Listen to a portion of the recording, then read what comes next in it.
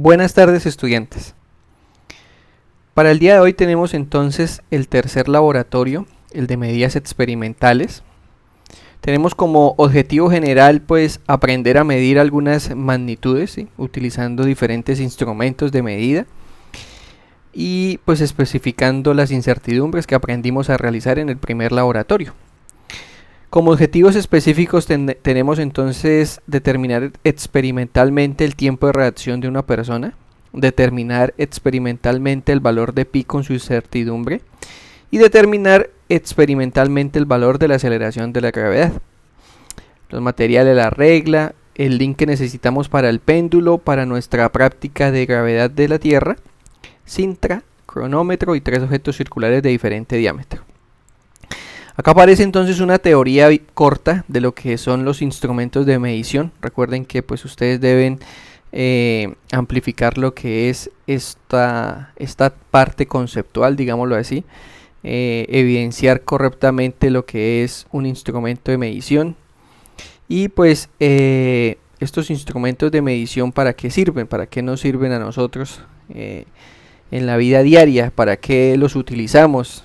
Ya sabemos de incertidumbre que tenemos cada vez que hagamos una medición vamos a tener entonces un error. Ese error lo podemos calcular, ya sea cuando utilicemos la cinta métrica, cuando usemos la regla graduada, cuando utilicemos también podemos utilizar un pie de rey. Entonces para este caso pues nosotros decimos que vamos a obtener un error en la medición. Entonces ustedes van a tener que conceptualizar lo que es un instrumento de medición, decir que pues es una herramienta que se utiliza pues siempre para medir una magnitud física y que pues la medición nos sirve como obtención y comparación de cantidades de pues objetos que nosotros utilizamos en nuestro mundo real, ¿no? Entonces debemos decir que los instrumentos también hacen parte de la conversión lógica que nosotros utilizamos para obtener los datos, ¿sí?, y todo el proceso de comparación de los patrones que pues hemos visto en la parte teórica de la materia. Aparece aquí el procedimiento, el primer procedimiento cuando tenemos el tiempo de reacción de una persona. Entonces ese tiempo de reacción lo vamos a medir mediante una regla, ¿sí? Entonces lo podemos hacer, cada uno lo puede hacer en su casa y pues van a hacer la comparación entre los integrantes del grupo. Entonces digamos que pues lo que interesa es esta imagen. Si pueden observar la imagen, van a solicitarle a un miembro de su familia que le haga el favor y le sostenga la regla, esa regla que se la sostenga en la parte de arriba, y usted coloca su mano en la parte de abajo. Como son 3 estudiantes por grupo, entonces debemos evidenciar que los 3 tengan la misma regla para que pues tengan 3 mediciones correctas de este experimento. Entonces la persona de arriba va a soltar sin decirle a usted a qué hora suelta la regla, y usted pues va a tomar la regla con la mano, y donde quede, ¿sí?, pues es la medida que usted va a llevar entonces a la tabla. Esto es lo que nos va a servir para hacer la medida del tiempo de reacción. Aquí pues se sugiere que la regla por lo menos tenga 40 centímetros, pero pues no es necesariamente obligación de que tengan los 3 una regla de 40 centímetros. Es más factible conseguir una de 30 centímetros, entonces por lo tanto lo pueden hacer con una de 30 centímetros todos, ¿sí?, para que pues digamos que pueda tomarse la medición correctamente. Entonces recuerden que en esta medición su mano deberá ir entonces en 0 y la parte de arriba entonces irá en 30 centímetros o en 40 centímetros, 50 centímetros, dependiendo de la regla que pues ustedes vayan llevando. Recuerden que todos estos datos se toman y en la última hoja aparecen las distancias, ¿sí? Son 4 estudiantes que deben tomar la medición. Si están en grupos de 3, pues los 3 estudiantes van a sacar entonces este de promedio, que es de las 3 magnitudes que tenemos ahí, y pues al final vamos a sacar entonces el tiempo que nosotros requerimos para tomar, digámoslo así, la regla. La parte B, o la segunda parte que ustedes van a hacer, es la determinación experimental del valor de pi. Entonces para eso van a recordar que ustedes tienen acá que el perímetro es igual a pi por el diámetro. Entonces aquí van a necesitar 3 objetos circulares de diferente diámetro. Pueden utilizar 3 monedas, una de 100, una de 200, una de 500, una de 1000, que puedan conseguir en sus casas, ¿sí? Recuerden que pues la medida la tienen que hacer cada uno, pues para poder hacer después, para poder llenar después la tabla.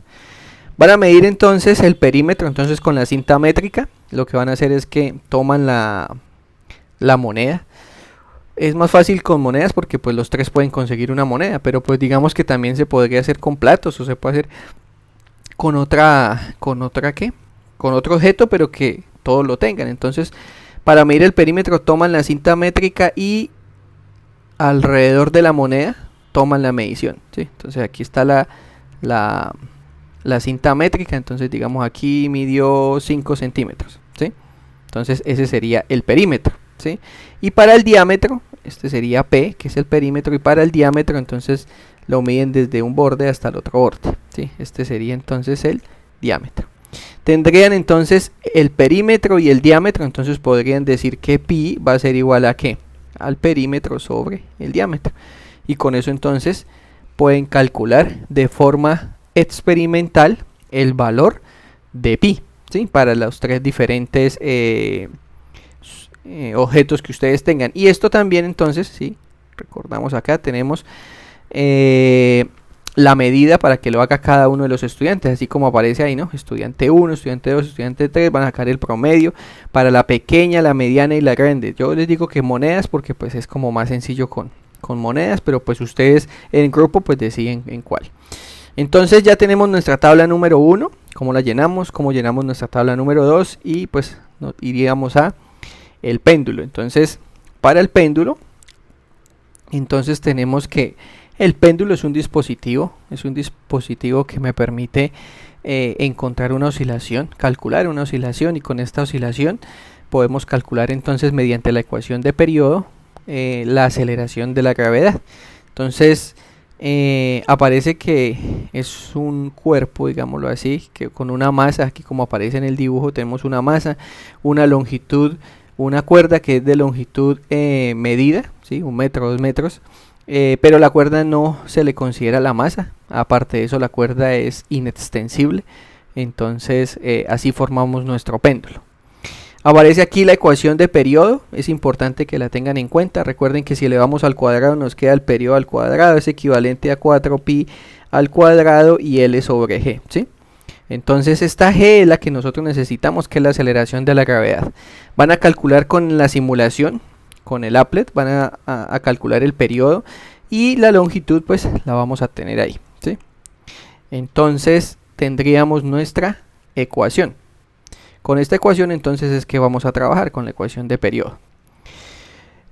Aquí aparece la simulación. Ahorita vamos a ir a ver la simulación para pues aprender a manejarla. Cada uno de estos 3 ejercicios viene con su análisis. Por ejemplo, para el primer laboratorio, para la primera parte, perdón, que tenemos de tiempo de reacción de la persona, entonces las preguntas son que el tiempo de reacción de una persona para agarrar el objeto, ¿de qué factores depende? Entonces ustedes van a decir de la reacción, de la sensibilidad de la mano, del no sé, ¿sí?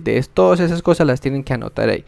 Con los datos de la tabla 1, para cada participante calcula el valor medio de este tiempo de reacción y su error absoluto. Recuerde que eso ya lo aprendimos a hacer en el primer laboratorio, ¿sí? Tenemos que tomar el valor promedio, restárselo a cada uno de ellos y ahí sí podemos sacar entonces el error absoluto. Suponiendo que la regla cae desde el reposo, entonces suponemos una de las ecuaciones del movimiento variado que pues aún no hemos visto, que es esta ecuación que tenemos aquí, ¿sí? Esa ecuación nos permite establecer entonces la posición. Como consideramos que cae desde el reposo, la velocidad inicial de la partícula es 0 y por lo tanto nos queda esto que tenemos acá. Entonces, si recuerdan, nosotros obtuvimos la distancia, ¿no? Esta distancia que es la que cada uno de los estudiantes pues obtuvo. Esa distancia podemos entonces aquí separar el tiempo, despejar el tiempo. Nos va a quedar que el tiempo al cuadrado va a ser igual a ¿qué? Va a ser igual a este 2 que está dividiendo, lo pasamos a multiplicar 2 veces d y la aceleración está multiplicando sobre g. Y tenemos entonces el tiempo, ¿sí? Ese tiempo que va aquí en esta tabla que tenemos. Bueno, sacamos la raíz cuadrada y estamos obteniendo el tiempo, ¿no? Porque pues aquí sería t es igual a la raíz cuadrada de 2d sobre g, ¿sí? Con eso estamos obteniendo entonces nuestro tiempo, que es el tiempo que nos piden para poder llenar aquí en la tabla, ¿sí? Bueno, entonces borremos acá. Seguimos acá. Este sería entonces para sacar el tiempo. Aparece la tercera que dice que en mediciones de tiempos usando un instrumento activado manualmente, como por ejemplo cuando se emplea un cronómetro, puede ser analógico o digital, el operador introduce una incertidumbre en la definición de los intervalos, ¿sí? Entonces si existe ya una incertidumbre en el instrumento, esta incertidumbre debe considerarse en el momento de estimar la incertidumbre total en la medición, hay que explicar por qué, ¿sí? Y la cuarta, el tiempo de reacción es muy importante para los conductores de autos. ¿Por qué? Entonces, ¿por qué, por ejemplo, un conductor no puede tener toxoplasmosis? Porque pues pierde reacción. Entonces, mire, eso es algo que lo pueden tener ahí en cuenta a la hora pues de explicar por qué es importante tener una buena reacción. ¿Listo? El segundo análisis que deben hacer es el de el valor de pi. Ya después de que calcularon el perímetro, calcularon el diámetro, entonces van a realizar una gráfica. La pueden hacer en Excel, en MATLAB, en Syslab, la pueden hacer en GeoGebra, en Match, bueno, donde ustedes la quieran hacer de forma correcta, así como lo aprendieron a hacer en el laboratorio anterior. Van a calcular el valor de la pendiente y ¿para qué me sirve esa pendiente? ¿Qué es esa pendiente? Van a calcular la incertidumbre, escribir el valor experimental obtenido por pi y con eso van a poder sacar entonces el error absoluto y el porcentual de ese valor. ¿Listo? Para que tengamos entonces ahí en cuenta. Y por último me quedaría la parte del péndulo simple. Calcule pues el periodo, vamos a calcular el periodo. Recuerden que aquí aparece, van a calcular el periodo de oscilación de 50, 60, 70 y 80 centímetros de longitud. Van a calcular 20 oscilaciones.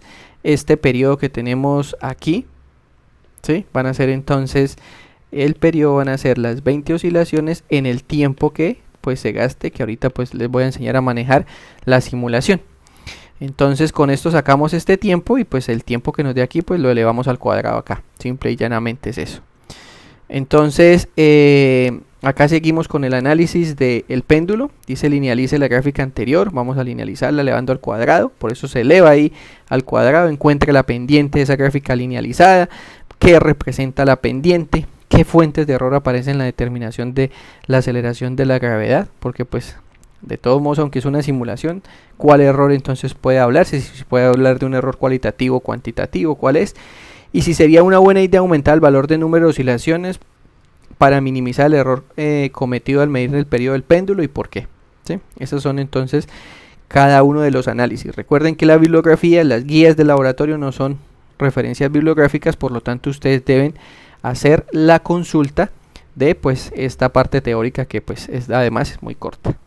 Bueno, cuando ustedes les den el enlace de la simulación aparece entonces introducción, energía y laboratorio. Nosotros le vamos a dar en introducción.